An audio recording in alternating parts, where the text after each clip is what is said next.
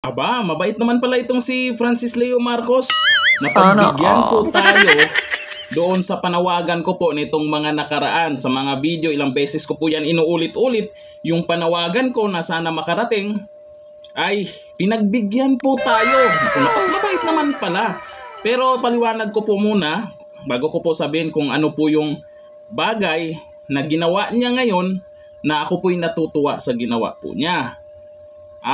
Sa mga bago po dito sa channel po namin, nagsimula po tayo na itong nakaraan na banata ng tuloy-tuloy po itong si Francis Leo Marcos nang dahil po sa panglalait niya kay Diwata. Sinabihan po niya ng adik, pangit, lubog ang panga. Tapos nung nag-react po tayo, ako naman po yung binanatan, kamukha ko daw si Diwata, parehas daw kaming pangit. Tapos nitong nakaraan, itong huli, pinakahuli niyang banat ay si Diwata daw ay galisin. Yun yung pong mga banat niya. Siguro, itong si Francis Leo Marcos ay baka nakarma, tinamaan po ng Rosbay, yung mga ganon. Kasi pag nagla-live po, sunod-sunod pagla-live niya, singhot ng singhot siya. Kaya tinatawag ko pong boy singhot. Yun po yung dahilan. Ito po yung nangyari, oh. Yan ang madalas na niyang ginagawa tuwing nagla-live.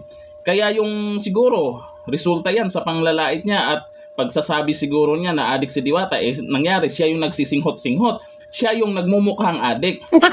Eto na. Etong mga nakaraang video, ako po'y nanawagan, lalo na sa mga uto-utong followers niya, naturuan po nila itong si Francis Leo Marcos, boy singhot, yan po yung tawag ko po nung nakaraan pa, naturuan po nila suminga. Oo. Inuulit-ulit ko po yan, naturuan naman nilang isinga po yan kung anong meron sa ilong niya na hindi niya mailabas-labas. Puro lang singhot ng singhot. Nako, eto, yung ginawa niya. Masakit ba yung wisdom tooth niya? Pangatlong pinggan niya na yun. Logi buffet dito kay Beno. Akalain mo. Sintabi sa mga kumakain dyan, ha.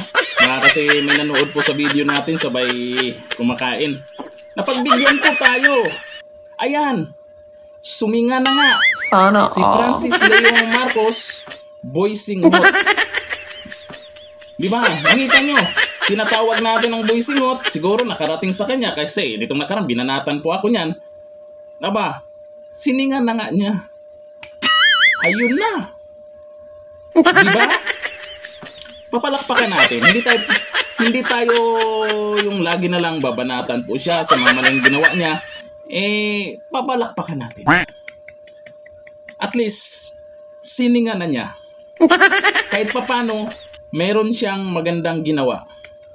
Pero ang masama doon, yung ginamit niya pang singa, ay mukhang hindi para doon eh. Diba? Hindi man lang gumamit ng tissue. Wala bang tissue dyan? Hindi man lang gumamit ng tissue. Yun palang.